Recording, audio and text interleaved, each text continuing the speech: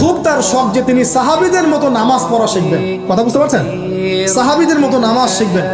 তো একজন বরেণ্য আলেমের কাছে এসেছেন, এসে বলছেন যে আমাকে সাহাবীদের মতো নামাজ শিখিয়ে দেন। তখন সেই আলেম আরেকজন আলেমের সন্ধান দিয়েছেন, যা তুমি তার কাছে যাও, তিনি শেখাবেন।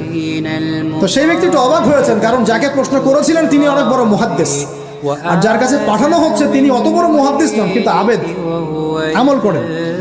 তাকে গিয়ে বলছেন উনি আমাকে পাঠিয়েছেন সাহাবী বলা নামাজ শিখিয়ে দেন। তখন তিনি বলছেন ঠিক আছে, সুন্দর করে ওযু করে আসো, সুন্দর করে ওযু করে আসো। ওযু করার সময় খালি খেয়াল রাখবা যে আমি ওযু করছি শুধু আল্লাহর সন্তুষ্টির জন্য। কি খেয়াল রাখবেন? ওযু করছি শুধু আল্লাহকে রাজি খুশি করার জন্য ওযু করছি, আর কোনো উদ্দেশ্য নাই আমার।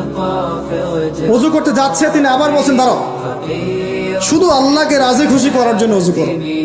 আবার শুরু করছেন, আবার বলছেন শোনো, শুধু আল্লাহকে রাজি খুশি করার জন্য ওযু করো।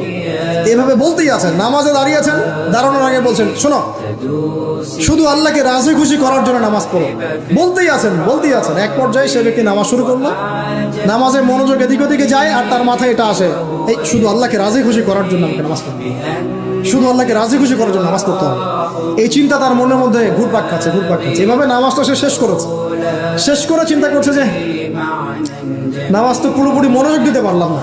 বারবার মাথার মধ্যে এরকম চিন্তা আসছে, আল্লাহ আমাকে তো মাফ করে দাও, নামাজটা আমার মনে হলো না ঠিক মতো। তখন সে ফিরে এসে তার সে ওস্তাদকে বলছেন আমার তো নামাজ এরকম করে পড়লাম, কিন্তু শেষমেশ মনে হলো যে নামাজটা হয়তো কবুল হয় নাই, আল্লাহর কাছে খুব মাফ চাইলাম, আল্লাহ আমাকে মাফ করে দাও, নামাজটা মনে হলো না।